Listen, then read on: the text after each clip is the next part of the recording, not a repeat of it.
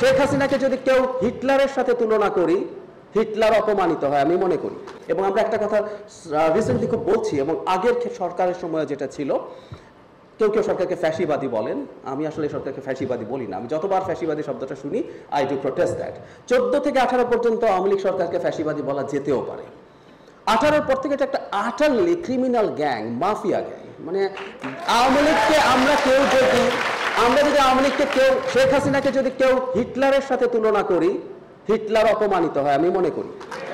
মুসলিনি অপমানিত হয় যদি আপনি শেখ হাসিনাকে হিটলার মুসলিনির সাথে তুলনা করেন। শেখ হাসিনা ফ্যাসিস্ট হলে অনেক মহান হতে, ফ্যাসিজম দুনিয়া ধ্বংস করতে পারে, কিন্তু ফ্যাসিস্টরা ডাকাত না ভাই।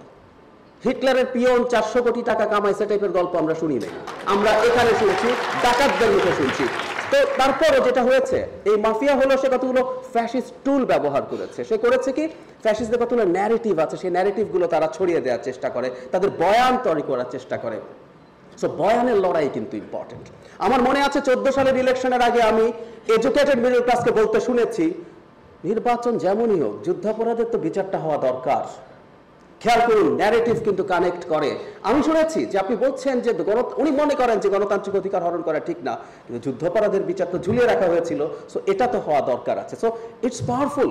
সুতরাং আমার মনে হয় যে সাংস্কৃতিক লড়াই খুব ভাইটাল। আমরা দীর্ঘদিন আওয়ামী বিরোধী শক্তি সম্ভবত যারা আছেন, তারা সাংস্কৃতিক লড়াইয়ের গুরুত্বটা সেভাবে দেখেন নাই, এবং সামনে আসলে সেই লড়াইটা করতে হবে, ওই কালচারাল স্পেসটার জায়গা নিতে হবে, এবং সেখানে নজরুলকে আমরা যদি ঠিকঠাক মতো আনতে পারি, তাহলে এটা খুব বড় অস্ত্র হয়ে উঠবে ইন এনি কনসিডারেশন। আমরা একটা নতুন বাংলাদেশে এসেছি, কি করা দরকার, এবং যেহেতু এটা নজরুলকে নিয়ে, শিবলি ভাইয়ের কাছে আমার একটা খুব গুরুত্বপূর্ণ অ্যাপিল আছে। সেটা হচ্ছে এই নজরুল ইনস্টিটিউটের প্রধান হিসাবে নজরুলকে আমাদের সামনে আনা। আমি কোন রকম কোনো ইম্পোজ করার বিরুদ্ধে। আমরা এমন না যে নজরুল দূরে ছিল এবার আমি ধরে তোমাকে নজরুল খাইয়ে দেব, না, এটাও করা যাবে না। আমরা নজরুলকে সামনে নিয়ে আসবো মানুষের কাছে, এবং নজরুল এত বেশি অ্যাপিলিং, এত বেশি অ্যাডিকটিভ, আমার মনে হয় বেশি কিছু লাগবে না, মানুষ এটা নিয়ে নেবে। কিন্তু আমাদের ওই চেষ্টাটা করা দরকার।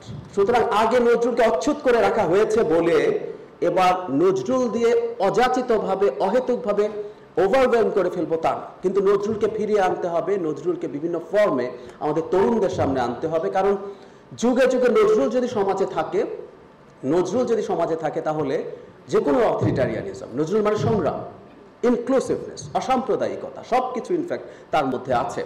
সবকিছু, কোনো কিছু আদান না করে দেয়া, সবকিছু তার মধ্যে আছে। সুতরাং একটা গণতান্ত্রিক সমাজ ব্যবস্থা তৈরির জন্য নজরুল অসাধারণ সাংস্কৃতিক রোল প্লে করতে পারে।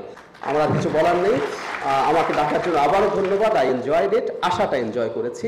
এরপর সম্ভবত শিকদার ভাই আসবেন এবং কতবার তালি পরে দেখবেন। Thank you.